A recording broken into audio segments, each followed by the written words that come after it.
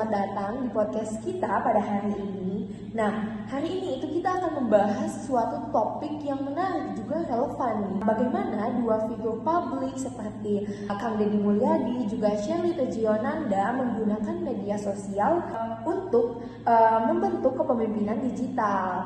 Nah, bersama saya Purnama Nabila Sampurna. Nah, tentunya saya nggak bakal sendiri dong.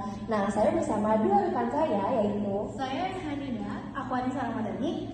Nah, kami siap membedah topik pada siang hari ini. Oke, baik.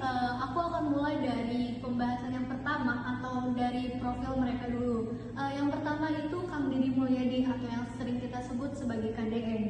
Beliau ini dikenal sebagai gaya kepemimpinan yang humanis dan dekat dengan rakyat. Seperti yang kita lihat di media sosial, konten-konten beliau ini sangat menarik dan langsung turun ke lapangan serta bantuin warganya kayak selesaiin konflik kecil, terus atau dokumentasi sosial di desa-desa.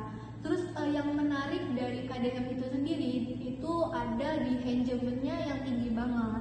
Terus juga kayak video-video aksi sosialnya yang spontan dan penuh empati itu bikin masyarakat tuh kayak merasa dekat dan percaya sama beliau.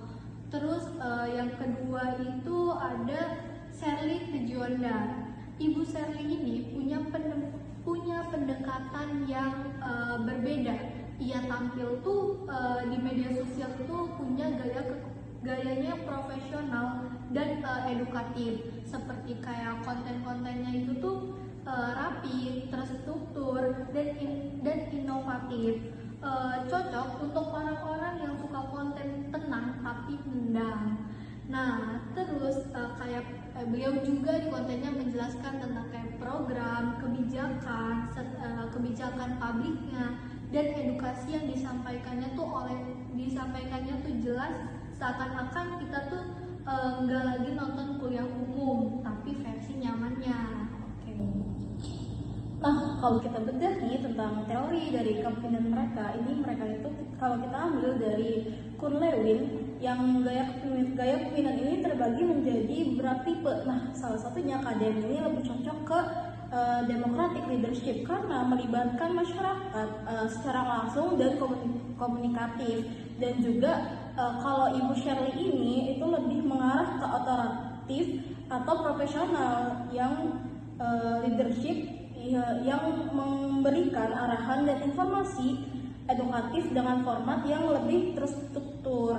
Dan juga kalau dari perspektif transformational leadership, Alabas dan dua-duanya ini sama-sama transformasional, tapi jalur transformasionalnya berbeda. KDM ini lebih mengarahkan publik lewat empati dan juga lebih ke mendekati sisi emosional masyarakat. Berbeda dengan Bu Shelly ini menggerakkan masyarakat itu lewat peningkatan pengetahuan dan juga literasi publik. Jadi secara teori mereka berdua ini sama-sama pemimpin digital.